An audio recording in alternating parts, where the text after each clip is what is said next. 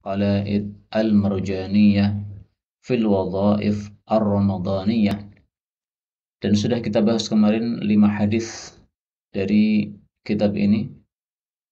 Yang pertama adalah wazifah Ramadan, yang utama tentu saja adalah as-siyam, puasa. Maka bulan Ramadan disebut sebagai syahrus siyam, bulan puasa. Wazifah yang kedua adalah al-qiyam, tahajud. Maka bulan Ramadan juga disebut syahrul qiyam, bulan untuk tahajud. Baik itu qiyamul lail sendiri-sendiri di rumah atau tarawih berjamaah di masjid. Kemudian wazifah yang ketiga adalah siyam yauman fi sabilillah.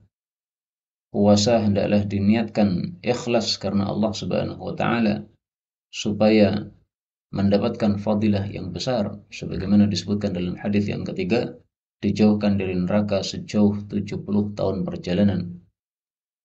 Kemudian wazifah yang keempat adalah membaca akhir dari surah Ali Imran sebagaimana yang biasa dilakukan oleh Nabi Shallallahu alaihi wasallam setiap beliau bangun tidur, kemudian membasuh atau mengusap wajahnya dengan telapak tangan beliau untuk menghilangkan kantuknya, kemudian melihat ke langit sambil membaca rukuk terakhir dari surah Ali Imran. Hadisnya sahih dari Nabi Shallallahu alaihi wasallam. Adapun hadis yang keempat pada buku ini hadis yang dhaif, bahwa siapa yang membacanya maka dicatat baginya salat semalam suntuk. Jadi kita beramal berdasarkan hadis yang sahih, yaitu perbuatan Nabi terhadap hal tersebut, bukan berdasarkan hadis yang dhaif ini. Hadis yang dhaif ini ditampilkan sekedar sebagai pemberitahuan bahwa hadisnya ini dhaif dengan lafal seperti ini, tapi sahih sebagai sebagai perbuatan Nabi Shallallahu alaihi wasallam. Kemudian wazifah yang kelima adalah salat tarawih bersama imam hatta yang syarif, sampai selesainya salat tarawih imam. Maka menyebabkan pahala salat semalam suntuk kita dapatkan. Ini bagi yang berpendapat bahwa lebih utama salat tarawih di masjid, maka dalilnya adalah hadis ini.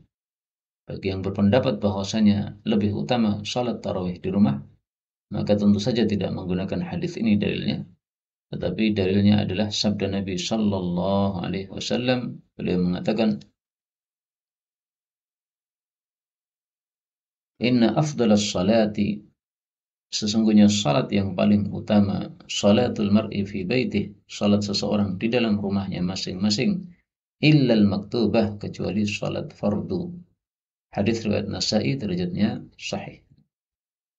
Demikian juga diriwayatkan oleh yang lain-lainnya. Maka masing-masing punya hujjah, baik yang berpendapat bahwa lebih utama salat tarawih di masjid berjamaah sebagaimana pilihan Imam Ahmad bin Hanbal rahimahullahu taala, atau yang berpendapat bahwa lebih baik salat di rumah masing-masing sebagaimana zahir dari pendapat-pendapat para ulama ahli hadis semisal Imam Bukhari dan yang lain-lainnya. Atau seperti yang dikatakan oleh Al-Imam Asy-Syafi'i rahimahullah, bagi yang punya hafalan Quran, yang hafal Quran, maka lebih utamanya salat tarawih di rumah untuk murajaah Al-Quran. Dan boleh juga kita gabungkan dua pendapat itu, yaitu salat tarawih bersama imam, kemudian salat tarawih sendiri-sendiri di rumah sebagai tambahannya. Karena salat malam memang tidak ada batasannya. Baik, itu yang sudah kita pelajari. Sekarang kita lanjutkan hadis yang ke-6. Al-haditsus sadis, hadis yang ke-6.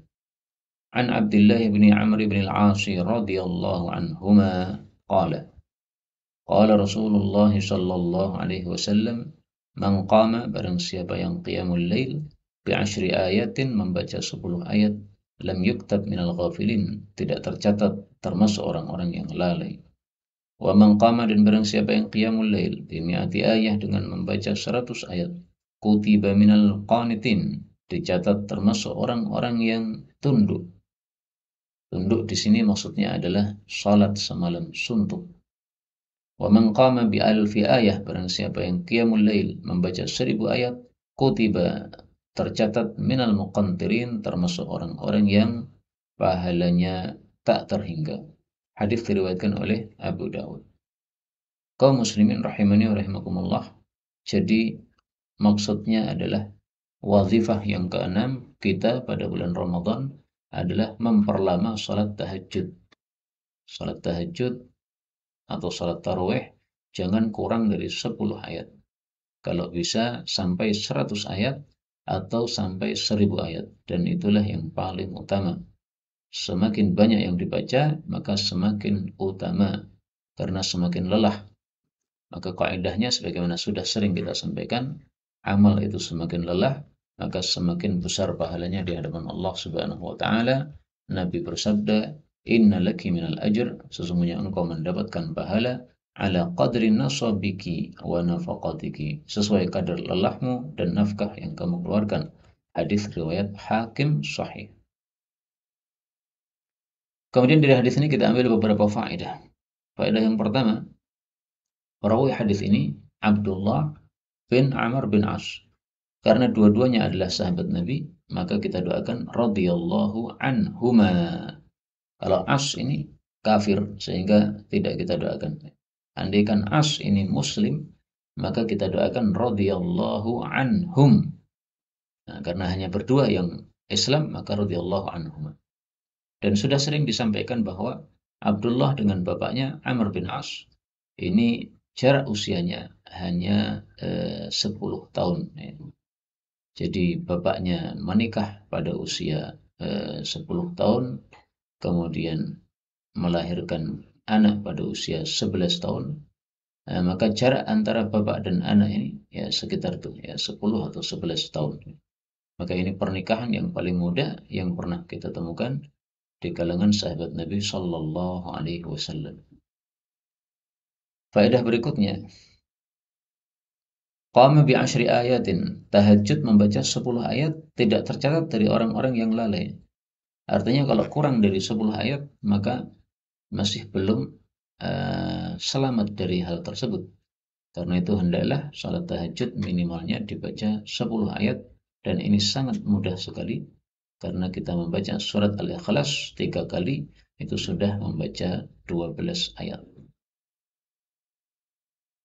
Kemudian bimi'ati ayah, membaca 100 ayat itu dicatat termasuk qanit. Qanit itu tadi saya katakan maksudnya adalah salat tahajud semalam suntuk. Dari mana taunya tafsiran tersebut? Dari hadis yang lain. Mari kita lihat lafal hadis yang lain. Rasulullah Shallallahu Alaihi Wasallam bersabda, "Man qara'a bimi'ati ayah, barang siapa yang membaca 100 ayat fi lailah dalam satu malam, kutiba lahu qunutu lailah, dicatat baginya salat semalam suntuk." Hadis riwayat Nasai, derajatnya adalah sahih. Nah, kata-kata qunutu lailah, kunut atau salat semalam suntuk, inilah penjelasan dari kata-kata minal qanitin. Karena kaidahnya yang sudah sering kita ulang-ulang bahwasanya al-hadis yufassiru ba'duhu ba'dan. Hadis itu satu sama lain saling menafsirkan sebagaimana dikatakan oleh Imam Ahmad maupun yang lain. Kemudian salat malam membaca 1000 ayat dicatat termasuk muqantir. Apakah mungkin kita salat malam membaca 1000 ayat? Sangat mungkin apabila kita membacanya surat-surat yang pendek-pendek. Ayat-ayatnya pendek-pendek ya. Misalkan surat Al-Waqi'ah itu kan hampir 100 ayat. Kalau itu kita ulangi 10 kali itu sudah mendapatkan 1000 ayat ya. 100 kali 10 ya 1000. Jadi andaikan kita sholat tahajud 11 rakaat. Setiap rakaatnya kita membaca Al-Waqi'ah dari awal sampai akhir, maka itu sudah mendapatkan 1000 ayat. Jadi salat tahajud membaca 1000 ayat itu sesuatu yang sangat memungkinkan, bukan sesuatu yang mustahil bagi kita ya. Jadi bisa, insya Allah bisa. Tapi memang tidak harus 1000 ayat ya, 100 ayat pun sudah mendapatkan fadilah yang sangat besar tadi. Kita lanjutkan al-hadits sabi', hadis yang ketujuh. An Abi Hurairah radhiyallahu anhu qala sami'tu Rasulullah sallallahu alaihi wasallam yaqul, wallahi demi Allah, ini sesungguhnya aku la astaghfirullah, sungguh aku istighfar kepada Allah, wa atubu ilaih dan tobat kepada Allah, fil yaum dalam satu hari akthar lebih banyak min sab'ina marrah daripada 70 kali. Hadis riwayat Imam Bukhari. Lebih dari 70 kali berarti berapa kali? Dijawab oleh hadis berikutnya. Wa 'anil Agharril Muzani wa kanat lahu suhbah. Dia memiliki persahabatan dengan Nabi, artinya dia seorang sahabat Nabi. Anna Rasulullah sallallahu alaihi wasallam qala, innahu sesungguhnya, hunya enggak usah diartikan ya. Innahu sesungguhnya, layughanu sungguh tertutupi ala qalbi terhadap hatiku. Jadi maksudnya kadang-kadang hatiku tertutupi. Wa ini dan sesungguhnya aku la astaghfirullah, sungguh aku istighfar kepada Allah fil yaumi dalam satu hari mi'ata marratin 100 kali. Hadis diriwayatkan oleh Imam Muslim. Ini berlaku kaidah yang tadi juga bahwasanya al hadis yufassiru ba'duhu ba'dan. Hadis itu satu sama lain saling menafsirkan, maka lebih dari 70 kali yaitu adalah 100 kali sebagaimana dalam hadis yang kedua. Hadis ini menunjukkan dihasungkannya kita untuk istighfar kepada Allah Subhanahu wa taala minimalnya dalam satu hari 100 kali, yaitu kita membaca astaghfirullahal azim wa atubu ilaih. Itu yang dihasungkan oleh guru-guru kami berdasarkan hadis ini. Meskipun seandainya kita membaca astaghfirullah wa atubu ilaih tidak pakai al-azim, ya enggak ada masalah. Tapi yang dihasungkan oleh beberapa guru kami, tidak hanya satu orang ya, mereka mentalqin kita lafal istighfar yang tadi ya, astaghfirullahal azim wa atubu ilaih. Dibaca dengan diresapi sampai 100 kali, waktunya bebas, bisa pagi, siang, sore, malam. Tidak harus satu waktu, boleh dipisah-pisah ya. Tapi lebih bagusnya kalau kita dalam satu kali waktu 100 kali istighfar supaya sudah segera selesai tanggung atau tugas kita tersebut. Nah, ini bisa dilakukan sebagai wadhifah Ramadan. Dan saya tegaskan lagi seperti yang kemarin sudah saya sampaikan bahwa hadis-hadis yang di dalam kitab ini tidak hanya diamalkan di bulan Ramadan seperti istighfar 100 kali ini, tidak hanya di bulan Ramadan saja. Tapi maksud saya di bulan Ramadan ini amal-amal seperti ini perlu dimunculkan. Kalau kita belum terbiasa setiap hari istighfar 100 kali, maka dimulai dari Ramadan ini kita istighfar 100 kali. Atau kalau biasanya sebelum Ramadan dulu masih bolong-bolong, kadang melakukan, kadang tidak, maka untuk Ramadan ini betul-betul diwazifahkan, dijadikan sebagai tugas rutin harian, jangan sampai lepas dari istighfar 100 kali ini. Kemudian kita ambil beberapa faedah. Faedah yang pertama, Abu Hurairah radhiyallahu anhu, beliau adalah perawi hadis yang terbanyak dari Nabi, meriwayatkan 5.000 hadis sehingga disebut sebagai rawiyatul Islam, perawi hadis di kalangan kaum muslimin. Beliau namanya adalah Abdurrahman ibnu Sakhrin, meskipun namanya memang diperselisihkan oleh para ulama dengan perselisihan yang banyak, tapi itulah yang paling tersohor. Dan itu nama setelah dia masuk Islam. Adapun sebelum masuk Islam namanya Abdu Syamsin, kemudian diganti oleh Nabi Sallallahu Alaihi Wasallam. Faedah berikutnya, wallahi demi Allah, menunjukkan bolehnya bersumpah meskipun tidak diminta untuk bersumpah. Tapi jangan dijadikan sebagai kebiasaan sedikit-sedikit bersumpah, itu tidak baik ya. Apabila ada suatu perkara yang penting yang kita ingin menyampaikannya dan untuk menunjukkan pentingnya maka kita perlu bersumpah, silakan bersumpah sebagaimana dilakukan oleh Nabi Shallallahu Alaihi Wasallam. Di sini beliau bersumpah padahal tidak diminta untuk bersumpah. Maka ini tidak termasuk apa yang disebutkan dalam hadis yang lain, bahwasanya termasuk sifatnya orang yang tercela. Mereka bersumpah padahal tidak diminta untuk bersumpah, ya tidak termasuk itu ya, karena ini memang diperlukan untuk bersumpah dalam rangka menegaskan perkara yang ingin kita sampaikan. Faedah berikutnya, dari dalil-dalil yang ada kita ketahui bahwa astaghfirullah atau istighfar kepada Allah itu ternyata adalah wirid para nabi-nabi. Nabi Adam alaihissalatu wassalam, beliau juga istighfar kepada Allah Subhanahu wa taala. Dia mengatakan Rabbana zalamna anfusana wa illam taghfir lana wa tarhamna lanakunanna minal khasirin. Ini istighfarnya Nabi Adam alaihi salatu wassalam, disebutkan pada surah Al-A'raf ayat 23. Taghfir lana, ini ra ketemu lam, ini boleh dibaca idgham, ra-nya menjadi lam ya. Taghfir lana. Demikian juga Nabi Yunus alaihissalatu wassalam ketika dilempar ke dalam laut, kemudian masuk pada perut ikan, ya, dalam kegelapan perut ikan, kegelapan malam dan kegelapan laut yang sangat dalam. Maka Nabi Yunus alaihissalatu wassalam mengatakan, La ilaha illa anta subhanaka inni kuntu minal zalimin. Mengakui sebagai orang zalim. Ini istighfarnya Nabi Yunus alaihissalatu wassalam. Nabi Muhammad sallallahu alaihi wasallam juga disuruh oleh Allah untuk istighfar pada surah Al-Mu'minun ayat 118. Wa qur rabbighfir warham. Katakanlah wahai Muhammad, wahai Rabbku, ampunilah aku, rahmatilah aku. Nah, ini istighfarnya Rasulullah sallallahu alaihi wasallam. Wa anta khairur rahimin, dan engkau adalah sebaik-baik zat yang memberi rahmat. Seorang ulama sufi bernama Rabi'ah Al-Adawiyah, ya. Dia mengatakan istighfaruna yahtaju ila istighfar. Istighfar kita membutuhkan kepada istighfar. Artinya istighfar kita tidak sempurna, sehingga perlu istighfar dari ketidaksempurnaan istighfar yang kita ucapkan. Kita beristighfar tapi kita masih melakukan dosa-dosa, atau kita istighfar tanpa kekhusyuan kepada Allah Subhanahu wa taala. Ini perlu diistighfari. Artinya ini penegasan dari beliau Rabi'ah Al-Adawiyah bahwa istighfar itu betul-betul sangat kita perlukan, karena ibadah kita pun kurang, istighfar kita pun juga kurang sempurna. Nah, maka sangat perlu untuk istighfar kepada Allah Subhanahu wa taala.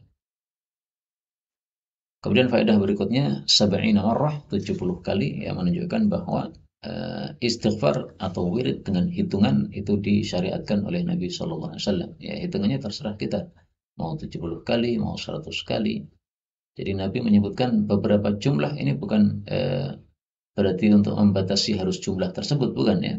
Tapi maksudnya adalah Nabi mencontohkan dalam jumlah tersebut. Tapi seandainya kita mau menambah dari apa yang dibaca oleh Nabi Shallallahu Alaihi Wasallam, tidak ada masalah. Jadi bukan berarti kita tidak boleh istighfar lebih dari 100 kali, tidak ya. Meskipun dalam hadis ini Nabi mengatakan saya istighfarnya mi'ata marrah, 100 kali. Ya, tapi ini bukan membatasi. Dalil bahwasanya hal ini bukan untuk membatasi adalah hadis-hadis yang lain. Misalnya Nabi Shallallahu Alaihi Wasallam menghadsung kita untuk membaca Subhanallah wa bihamdi dalam satu hari 100 kali. Nah, ketika itu Nabi mengatakan orang yang melakukan hal ini dialah yang paling utama di antara manusia yang ada nanti pada hari kiamat, kecuali kalau ada orang lain yang membaca lebih banyak dari apa yang dia baca. Ini menunjukkan bahwa jumlah-jumlah yang disebutkan Nabi ini bukan sebagai batasan maksimal, bukan ya. Boleh dikatakan batasan minimal, yaitu sebagai hasungan ya. Dihasung minimalnya jumlah tersebut jangan kurang. Kita lanjutkan hadis yang ke-8, al-haditsus tsamin.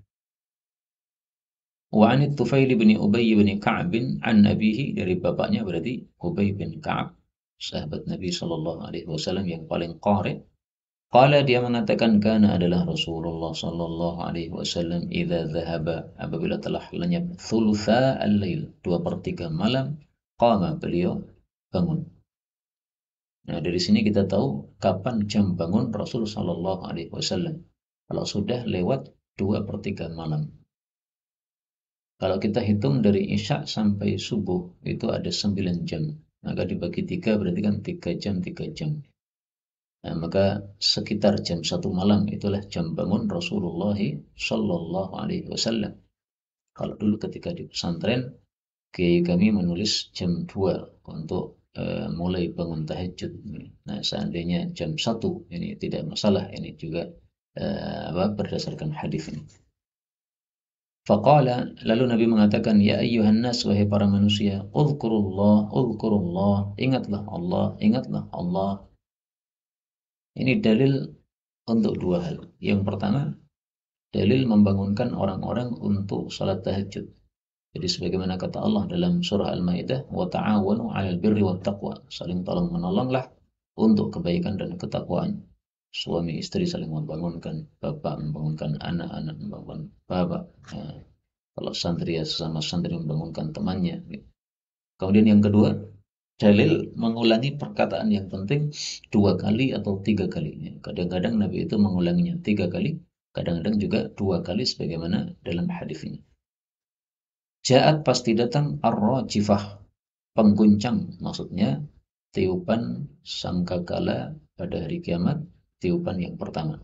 Tatba'uha akan mengiringinya ar-ratifah, pembunceng, yaitu tiupan sangkakala yang kedua. Jadi nanti malaikat Israfil akan meniup 2 kali. Tiupan yang pertama untuk kehancuran dan kematian seluruh makhluk, kemudian tiupan yang kedua kebangkitan setelah kematian. Itu bagi yang berpendapat bahwa malaikat Israfil meniup 2 kali. Nah, kalau ada lagi pendapat yang mengatakan meniupnya 3 kali. Tiupan pertama adalah kehancuran alam semesta, ya, bintang-bintang rontok, kemudian air laut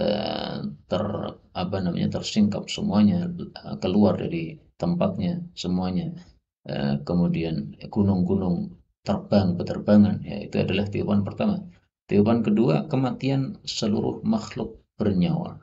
Kemudian habis itu istirahat selama 40 tahun, baru kemudian tiupan yang ketiga, yaitu kebangkitan setelah kematian. Beliau mengatakan ja'al maut, pasti datang kematian, bima fi, dengan apa yang ada padanya. Ja'al mautu bima fi. Bima fi itu maksudnya kedahsyatan yang dialami seseorang sebelum matinya, yaitu ketika sakaratul maut. Demikian juga setelah matinya, demikian juga setelah dikubur, yaitu semuanya akan dialami perkara-perkara yang dahsyat. Itu kata Nabi, pasti datang itu. Artinya kita persiapkan dengan melakukan sholat tahajud. Jangan sampai tidak sholat tahajud, tiba-tiba mendadak mati, kaget dia, sehingga dia belum siap untuk menjemput ajal atau menjemput kematian yang ditakdirkan oleh Allah Subhanahu wa Ta'ala. Qala Ubayyun, berkata Ubay bin Ka'ab, qultu, aku mengatakan, ya Rasulullah, wahai Rasulullah, ini sesungguhnya aku ukthiru salata alaik, memperbanyak salawat kepada engkau. Nah, ini wazifahnya pada hadis ini, ya. Wazifah yang ke-8 yaitu memperbanyak salawat kepada Nabi Sallallahu Alaihi Wasallam. Dan ini diperintahkan oleh Rasul Sallallahu Alaihi Wasallam. Beliau mengatakan, akfirus salata alayya, perbanyaklah salawat kepada saya. Fa innallaha wakkala bi malakan, karena Allah memasrahkan terhadap saya seorang malaikat inda qabri, di dekat kuburanku. Fa idza shalla alayya rajulun min ummati, kalau ada seseorang salawat kepada saya dari umatku, qala li dzalikal malaikat tadi menyampaikan kepada saya, ya Muhammad, wahai Muhammad, inna fulan bin fulan, sesungguhnya fulan bin fulan, disebutkan namanya. Misalnya Ahmad bin Muhammad, ya. Shalla alaika sa'ah, dia membaca salawat kepada engkau pada waktu ini. Ini hadis riwayat Dailami dalam Firdaus dan derajatnya adalah hasan. Dan ini termasuk hadis yang jarang, ya. Biasanya hadis yang diriwayatkan sendiri oleh Dailami dalam Firdaus rata-ratanya dhaif. Nah, ini malah derajatnya hasan. Ini termasuk apa? Sesuatu yang jarang. Jadi memperbanyak salawat itu dihasungkan oleh Nabi SAW setiap waktu, tidak hanya hari Jumat saja, tidak, ya. Adapun hari Jumat itu memang disebutkan dalam hadis yang lain yang juga sahih. Rasulullah Shallallahu Alaihi Wasallam mengatakan, "Aktsirus salata alayya yaumal jum'ah wa lailatal jum'ah." Perbanyaklah salawat kepada saya di hari Jumat dan malam Jumat. Hadis riwayat Baihaqi sahih. Baik, ini wazifah yang ke-8, ya, ke-8. Kemudian Ubay mengatakan, fakam aj'alu laka, maka berapakah saya jadikan untuk Anda min salati, dari doa saya. Jadi artinya gini, Ubay bin Ka'ab ini punya kebiasaan salat tahajud. Kemudian di salat tahajud kan dia berdoa untuk kepentingan dia, baik kepentingan dunia atau akhirat, ya. Nah, masa doa dia itu sebagiannya untuk salawat kepada Nabi Sallallahu Alaihi Wasallam. Dia tanya kepada Nabi, ini masa doa saya ini untuk salawat kepada Anda, saya kasih berapa persen? Jadi misalnya total lamanya dia berdoa ketika tahajud itu adalah 1 jam misalnya. Nah, dari 1 jam berdoa ini selawatnya berapa menit? Tanya kepada Nabi sallallahu alaihi wasallam. Faqala maka Nabi mengatakan, "Ma syi'ta, terserah kamu." Ya, seperempat jam ya enggak ada masalah, atau berapa kali terserah. Qala qultu, saya bertanya, "Ar-rubu', seperempatnya?" Qala, beliau mengatakan, "Ma syi'ta, terserah Anda. Fa in zitta, kalau Anda menambah, fa huwa khairul lak, maka itu lebih baik bagi Anda." Qultu, aku bertanya, "An-nisf, separuhnya?" Qala, beliau mengatakan, "Ma syi'ta, terserah Anda. Fa in zitta, kalau Anda menambah lagi, fa huwa khairul lak, maka itu lebih baik untuk Anda." Qala qultu fa thulutsain, kalau 2/3. Qala, beliau mengatakan, "Ma syi'ta, terserah Anda. Fa in zitta, kalau Anda tambah, fa huwa khairul lak, maka itu lebih baik untuk Anda." Jadi Nabi tidak menyuruh dia untuk sholawat total, tetapi beliau menghasung kalau kamu tambah semakin baik. Akhirnya karena Nabi mengatakan terus seperti itu, qultu, saya mengatakan, aj'alu laka, saya jadikan untuk Anda sholati kullaha, doa saya semuanya. Jadi artinya, bagaimana kalau 1 jam saya berdoa ini semuanya total isinya selawat. Saya tidak minta apa-apa kepada Allah Subhanahu wa taala. Yang biasanya saya minta hajat-hajat saya ini saya ganti total semuanya selawat.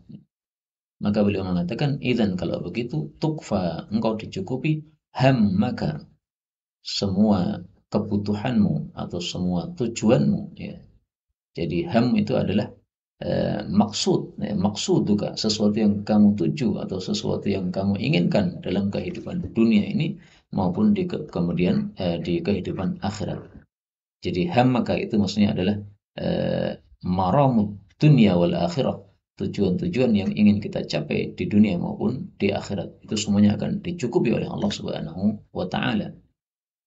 Anda punya keperluan apa? Ya, misalnya belum punya rumah, pengen punya rumah. Nah, itu berarti termasuk hammaka fid dunya. Anda belum punya keturunan, ingin punya keturunan. Nah, itu berarti termasuk hammaka, tujuan Anda di dunia. Anda belum punya pasangan, pengen punya pasangan, maka itu termasuk hammaka, ya, tujuan di dunia. Nah, tujuan akhirat tentu saja kita ingin masuk jannah, dan mudah-mudahan kita semuanya masuk jannah tanpa hisab, tanpa adab. Itu yang merupakan hammun kita di akhirat kelak. Wa yughfaru laka, dan akan diampuni untukmu dzanbuka, semua dosamu. Nah, ini fadilahnya memperbanyak salawat, yaitu kebutuhan-kebutuhan kita akan dicukupi oleh Allah Subhanahu wa taala, dan dosa-dosa kita akan diampuni oleh Allah Subhanahu wa taala. Karena itu sebagian orang memang suka menjadikan salawat ini sebagai wirid hariannya, tidak dihitung ya. Jadi pokoknya longgar waktu maka dia membaca salawat. Ketika mulut tidak terpakai untuk bicara, maka dia selalu gunakan untuk salawat. Memang masing-masing orang itu berbeda-beda kecenderungannya ya. Ada yang cenderung untuk berbanyak tahlil, silahkan. Ada yang cenderung berbanyak salawat berdasarkan hadis ini, silahkan. Dan saya sangat setuju dengan orang-orang yang memperbanyak salawat alias memilih salawat sebagai wirid yang dia pilih untuk wiridan harian. Berdasarkan hadis-hadis yang sangat banyak tentang fadilah salawat. Rawahu Tirmidzi, diriwayatkan Tirmidzi qailan, sambil mengatakan hadza haditsun hasan, ini adalah hadis yang hasan. Jadi ringkasnya, perbanyaklah salawat pada bulan Ramadan ini sebagai watifah kita minimal 100 kali ya. Sebagaimana tadi istighfarnya 100 kali, maka salawatnya 100 kali minimal. Maka seandainya kita bangun malam salat tahajud, kemudian selesai 2 rakaat, istirahat dulu kan. Nah, apa watifahnya yang mau kita lakukan? Ya, kalau bulan Ramadan kan kita dihasungkan banyak baca Quran, ya kita ambil mushaf Quran, kita baca 1 surat misalnya. Habis itu istighfar 100 kali. Salat lagi 2 rakaat. Kemudian istirahat baca Quran. Nah, kemudian apa? Salawat 100 kali. Misalnya ya. Terserah ya mau watifah apapun, tapi yang penting perbanyak membaca Qurannya, perbanyak zikirnya kepada Allah Subhanahu wa taala. Al-hadits tasi', hadis yang ke-9. Wa an Anas radhiyallahu anhu qala qala Rasulullah sallallahu alaihi wasallam, man shallal ghadata, barang siapa yang salat subuh fi jama'atin, berjamaah, thumma qa'ada, kemudian duduk, yadhkurullaha, berzikir kepada Allah, hatta tatlu'a syamsu, sampai terbit matahari, thumma shalla rak'atain, kemudian salat 2 rakaat, kanat lahu, adalah untuk dia, ka'ajri hajjah wa umrah, seperti pahala haji dan umrah, tammatin tammatin tammatin, yang sempurna sempurna sempurna. Hadis diriwayatkan oleh Imam Tirmidzi dan dia mengatakan haditsun hasanun gharibun. Ini wazifah yang ke-9 untuk bulan Ramadan. Sebisa mungkin kita mencari pahala haji dan umrah setiap ba'da subuh.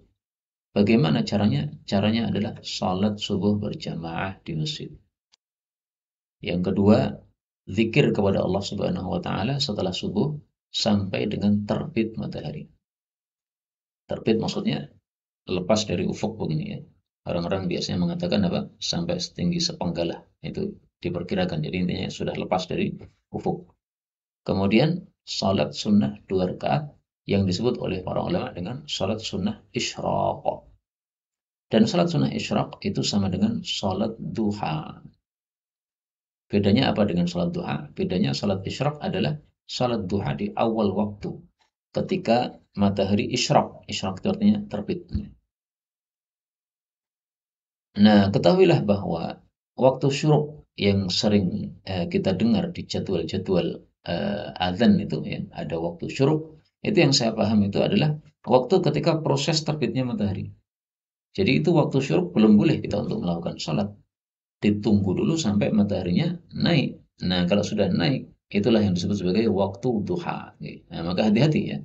Karena sebagian orang itu sholat duhanya ketika waktu syuruk. Salah itu ya. Waktu subuh berarti sudah masuk subuh, terbit fajar. Waktu syuruk artinya terjadi syuruk, terjadi terbitnya matahari. Jangan salat pada waktu syuruk. Itu masih dilarang untuk salat. Begitu sudah lepas dari ufuk, nah itulah saatnya untuk salat. Karena itu ya ditunggu sekitar 15 menit ya dari waktu syuruk yang ada di jadwal-jadwal itu. Misalnya tertulis di situ waktu syuruk 5:30. Nah, maka ditunggu sampai jam 6 kurang seperempat. Saya kira untuk masa sekarang ini di sini di Solo ini adzan subuhnya sekitar 4:30 kurang 10 ya. Nah, maka berarti jam 6 kurang seperempat atau jam 6 kurang 10 ini sudah masuk waktu untuk boleh sholat isyraq tersebut. Kita ambil beberapa faedah. Faedah yang pertama, sholal ghadat ya, sholat ghadat itu nama lain dari sholat subuh, nama lain dari sholat fajar. Ada 3 nama untuk sholat subuh. Yang paling utama adalah nama sholatul fajr karena itu yang kita temukan dalam Quran. Kita nggak temukan istilah sholat ghadat dan sholat subuh di dalam Quran. Kemudian hadis ini bagaimana untuk para perempuan yang mereka memilih sholatnya tidak di masjid tapi di rumah. Berdasarkan sabda Nabi Shallallahu Alaihi Wasallam, sebaik-baik sholat wanita di rumah. Apakah hadis ini masih berfungsi? Masih berfungsi. Tidak harus fi jamaah ya. Karena ini Nabi SAW bicaranya tentang para laki-laki. Makanya menggunakan kata-kata mudzakkar ya, shalah, laki-laki, salat. Untuk perempuan yang salatnya di rumah ya, kalau memang di rumah tidak ada jamaahnya, yaitu dia sendiri di rumah, tidak ada anak perempuannya yang salat bersama dia di rumah, maka hadis ini masih berlaku juga. Karena rahmatullah wasi'ah, rahmat Allah adalah luas, tidak hanya untuk laki-laki saja, juga untuk perempuan. Demikian juga kata-kata qa'ada yadhkurullah, duduk berzikir kepada Allah. Ini zahir dari makna hadis ini adalah duduk di masjid. Tetapi Al-Imam Ali Al-Qari, dia menjelaskan di dalam kitab Mirqatul Mafatih, bahwasanya kata-kata duduk ini tidak mengikat, tidak harus duduk. Seandainya kita berpindah tempat untuk nyapu masjid, jadi sambil zikir, sambil nyapu masjid, nggak ada masalah. Meskipun kita berjalan-jalan ya, di masjid tersebut, nggak ada masalah. Bahkan kata beliau, ya, Imam Ali Al-Qari mengatakan, andaikan kamu pulang ke rumah dari masjid itu, tapi masih zikir kepada Allah Subhanahu wa taala, kemudian kamu lanjutkan zikir di rumah, itu sudah termasuk mendapatkan hadis ini. Jadi kata-kata qa'ada menurut beliau itu maksudnya melanjutkan terus zikirnya kepada Allah Subhanahu wa taala, tidak menghentikan dengan aktivitas yang lain ya. Karena kan bisa saja orang menghentikan zikir gara-gara aktivitas yang lain. Tapi ini sambil melanjutkan aktivitas yang lain, zikirnya masih lanjut terus. Itu sudah termasuk qa'ada yadhkurullah. Dan yadhkurullah, berzikir kepada Allah, ini termasuk di dalamnya adalah menghadiri pengajian agama ya, karena pengajian agama, majelis ilmu itu termasuk zikrullah. Karena zikir Allah ada dua macam, ada zikru asma'illah menyebut nama-nama Allah, subhanallah, alhamdulillah dan sebagainya. Ada zikru ahkamillah menyebut hukum-hukum Allah, yaitu dalam majelis ilmu tersebut. Maka kita sholat di masjid, kemudian setelah itu pulang ke rumah untuk persiapan menuju ke tempat atau masjid yang lain yang ada pengajian. Itu sudah termasuk hadis ini. Tidak harus kita mendekam di masjid yang kita sholat subuh di situ. Yang paling inti adalah zikirnya kepada Allah Subhanahu wa taala, jangan berhenti. Kemudian jujur saja, hadis ini sebenarnya ada rawi yang dhaif, namanya Abu Dhilal. Abu Dhilal ini perawi yang dhaif, tetapi kenapa dikatakan hasan oleh Al-Imam Tirmidzi? Kata Ali Al-Qari, karena hadis ini memiliki syahid-syahid yang yaitu hadis-hadis penguat yang lain dari kitab-kitab hadis yang lain. Misalnya beliau sebutkan dalam kitab Mu'jam Tabarani, itu ada hadis yang sanadnya sahih yang menguatkan hadis ini. Al-Hadits Al-Ashir, hadis yang ke-10. An Abdullah bin Amr radhiyallahu anhuma 'anil Nabi sallallahu alaihi wasallam qala sum, berpuasalah minasyahri, dari satu bulan, thalathata ayyamin, 3 hari. Ini sudah pernah kita bahas bahwa puasa 3 hari setiap bulan tidak harus ayyamul bid, bebas kapan saja, tetapi lebih utama ayyamul bid. Dan fadilah puasa 3 hari setiap bulan adalah melenyapkan penyakit-penyakit dalam hati kita, ya, penyakit dengki dan sebagainya itu akan hilang. Qala, maka Abdullah mengatakan, utiku, aku mampu, aktsara min dzalik, lebih banyak dari itu. Famazala, maka tidak henti-hentinya dia mengatakan, hatta qala, sampai Nabi bersabda, sum yauman wa aftir yauman, puasalah 1 hari dan berbukalah 1 hari, alias puasa seperti puasanya Nabi Daud alaihi salatu wassalam. Dan dalam hadis yang lain Nabi mengatakan tidak ada yang lebih utama daripada puasa Daud ini. Maka andaikan ada 2 orang, ya, satunya puasa setiap hari, satunya puasa Nabi Daud, lebih utama yang puasa Nabi Daud. Maka di sini tidak berlaku kaidah yang tadi, ya, semakin banyak amalannya semakin banyak pahalanya. Enggak berlaku. Kenapa? Karena sudah ada nas tegas dari Nabi, tidak ada yang lebih utama daripada puasa Nabi Daud. Dan juga secara nalar, orang yang puasa setiap hari ini karena sudah setiap hari melakukan puasa, maka akan menjadi jadwal rutinitas makan dia seperti itu, sehingga tidak terasa kelaparan, ya, tidak akan terasa berat karena sudah berpindah jadwal makan, ya.